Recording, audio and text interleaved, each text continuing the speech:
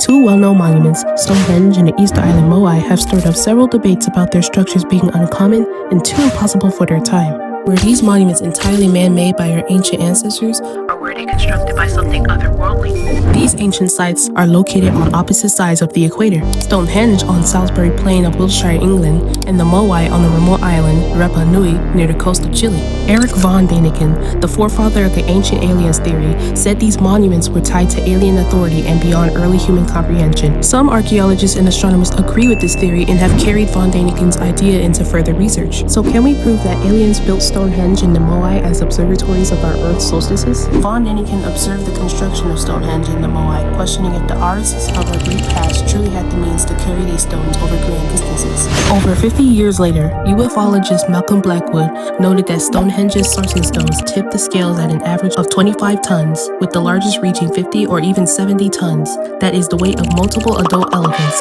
or a healthy chunk of a blue whale. The Moai of Easter Island were said to have weighed a max of 165 tons and ranging between 15 and 70 feet tall.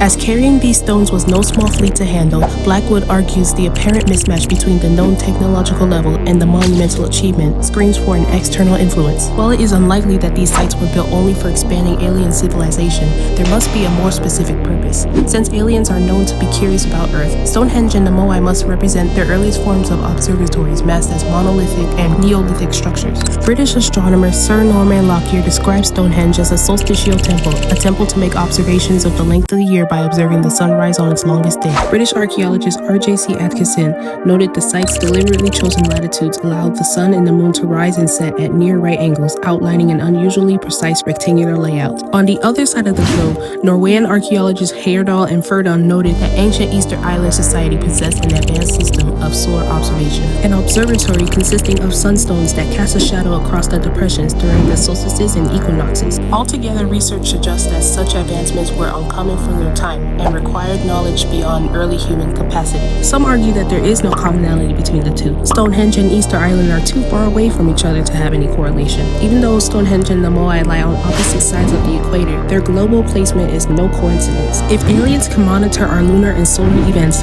then their strategic arrangement must also allow them to fully manipulate the world's solstices that depend on it. British researcher Michael Goff proposed that Stonehenge functioned as a highly sophisticated perpetual calendar and sundial, capable of tracking not just the year, but the time of the day. The key, he says, lies in the reconstructing of the original 30 sarsen pillars and lintels, forming the basis of the calendar system. A Canberra study further confirms that the core of the year is represented by the sarsen circle. Similarly, the Moai on Easter Island were intended to face the direction of the rising sun on the date of the winter solstice, showing virtually irrefutable evidence of having been designed to be a solar observatory, along with Britain's Stonehenge. Once again, we find another similarity between the two. They both represent our 30-day calendar, and their similar astronomical properties suggest a coordinated effort to monitor our seasons. Their coordination implies an extensive connection through the Earth, making that function too advanced for our early ancestor to have come up with. Unanswered questions still remain. Why do so many ancient sites around the world align with solar and lunar systems? Are aliens using similar ancient sites to control our world? Are we any closer to the truth, or are we still stuck in a mystery? Again, without the technological advancements we have now,